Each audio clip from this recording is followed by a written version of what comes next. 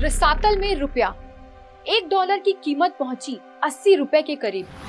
क्या आर्थिक मंदी ने दे दी है दस्तक? रुपए में हो रही इस भारी गिरावट का आखिर क्या असर पड़ेगा आम जनता पर?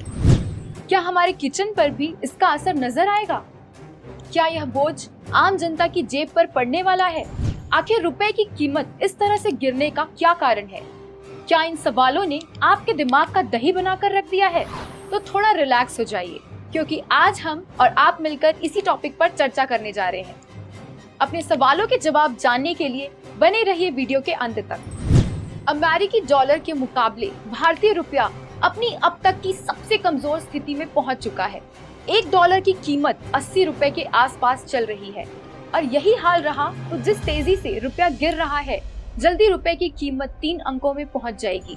कहा जाए तो साल 2022 रुपए के लिए अच्छे दिन लेकर नहीं आया।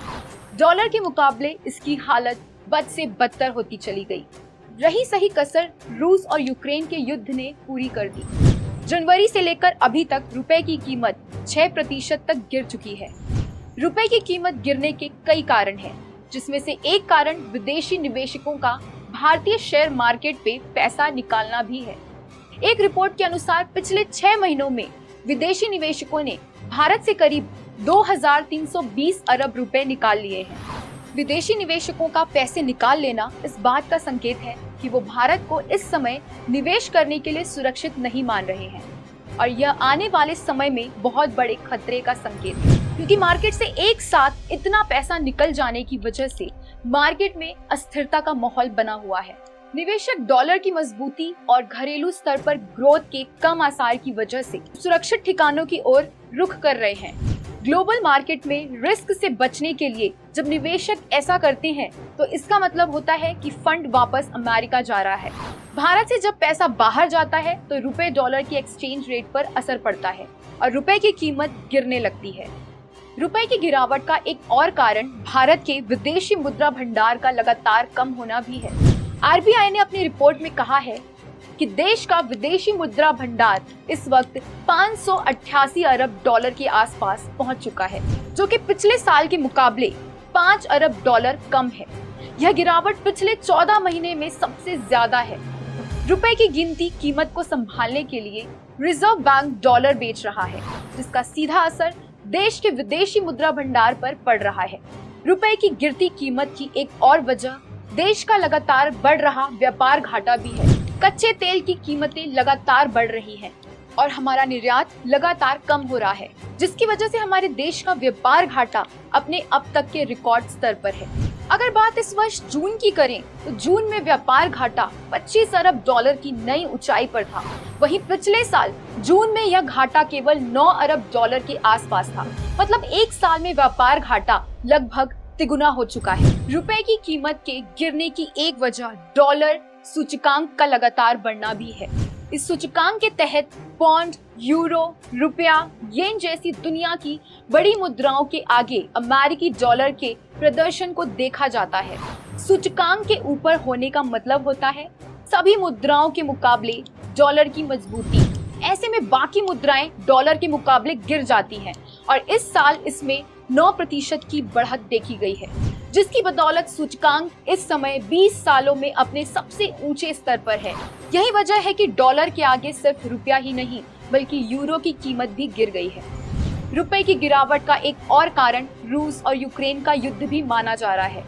युद्ध की वजह से तेल, गेहूं, खाद जैसे उत्पादों की आपूर्ति कम हुई है, क्योंकि रूस और यूक्रेन इनके सबसे बड़े निर्यातक हैं, जिसकी वजह से इन चीजों के दाम बढ़ गए हैं और इस कीमत को चुकाने के लिए ही उन्हें ज्यादा डॉलर चुकाने पड़ रहे हैं। एक सवाल तो आपके मन में जरूर आ रहा होगा कि आखिर डॉलर की कीमत का असर पूरी दुनिया पर क्यों पड़ता है? क्यों डॉलर पूरी दुनिया के व्यापार का मुख्य घटक है? तो ऐसा ही है, दुनिया का 85% से ज्यादा व्यापार डॉलर के भरोसे ही चलता है। ज्यादातर सभी देशों के विदेशी मुद्रा भंडार में 60% से ज्यादा मुद्रा डॉलर के रूप में होती है। सभी कंपनियां डॉलर में ही लेन देन करना पसंद करती हैं, जिसकी वजह से डॉलर की कीमत का असर उन देशों पर सबसे ज्यादा पड़ता है जो निर्यात से ज्यादा आयात पर निर्भर है, जैसे कि हमारा देश। यह तो हम जानते ही हैं कि भारत कच्चे तेल का सबसे बड़ा उपभोक्ता है लेकिन हमारे देश में कच्चे तेल का उत्पादन जरूरत के मुकाबले 0 के बराबर है।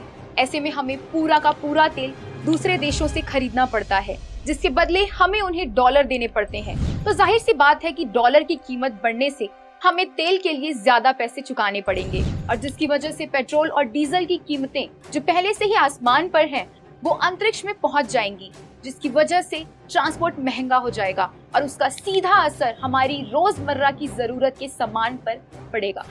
सब्जियों से लेकर तेल और गैस सब महंगा हो जाएगा। इसके अलावा इलेक्ट्रॉनिक सामान, मोबाइल और जो प्रोडक्ट हम दूसरे देशों से खरीदते हैं, उनकी कीमतें बढ़ जाएंगी। विदेशी मुद्रा भंडार में कमी को पूरा करने के लिए रिजर्व बैंक दूसरे बैंकों को दिए जाने वाले लोन की ब्याज दर बढ़ा देगा, जिसे पूरा करने के लिए बैंक हमारी होम और कार लोन की EMI बढ़ा देंगे। अपने बच्चों को पढ़ाई के लिए विदेश भेजने के लिए आपको ज्यादा पैसे खर्च करने पड़ेंगे।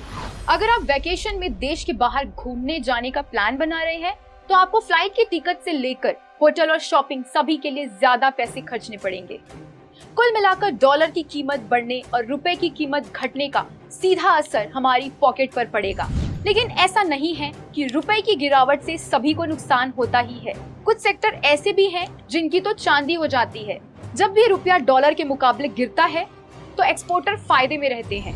सॉफ्टवेयर कंपनियों और फार्मा कंपनियों को फायदा होता है। कुछ एक्सपोर्टरों पर महंगाई दर ज्यादा होने से लागत का बोझ पड़ता है और वे रुपए में गिरावट का ज्यादा फायदा नहीं उठा पाते हैं। James jewellery, petroleum product, automobile machinery को आइटम बनाने वाली कंपनियों की उत्पादन लागत बढ़ जाती है, क्योंकि इनका ज्यादातर कच्चा माल दूसरे देशों से ही आता है, जिसके लिए उन्हें ज्यादा कीमत चुकानी पड़ती है। इससे उनके मार्जिन पर असर पड़ता है। इसके अलावा अगर कोई NRI पैसा देश में अपने किसी रिश्तेदार को भेजता है, तो उसका फायदा होता है। लेकिन अगर आप यहाँ से किसी को पैसे ट्रांसफर करते हैं, तो उसे नुकसान होता है। चलिए अब देखते हैं कि आने वाले समय में रुपए का हाल कैसा रहने वाला है। कई एक्सपर्ट्स का मानना है कि रुपए में यह गिरावट आने वाले 6 महीनों में और अधिक बढ़ सकती है। जानकारों का मानना है कि डॉलर की कीमत अगले कुछ दिनों में 82 रुपए तक जा सकती है, और ऐसा होने पर आपको भी बढ़ती कीमतों और जेब पर बढ़ते जेब खर्च के लिए तैयार रहना होगा। वीडियो में दी गई सारी इंफॉर्मेशन इंटरनेट के माध्यम से ली गई है। इसमें अपनी तरफ से हमने कुछ भी नया जोड़ने की कोशिश नहीं की है। दोस्तों, आपको क्या लगता है कि क्या हमारी सरकार देश को इस आर्थिक संकट से निकाल पाएगी? अगर हाँ, तो कैसे? हमें कमेंट में जरूर बताइए। वीडियो को अपने दोस्तों के साथ जरूर शेयर करें, ताकि उन्हें भी आने वाले संकट के बारे में पता चल सके। वीडियो को लाइक और शेयर करना ना भूलें, और हमारे वीडियो की नोटिफिकेशन आपके पास सबसे पहले पहुंचे, इसके लिए चैनल को सब्सक्राइब करना ना भूलें। धन्यवाद।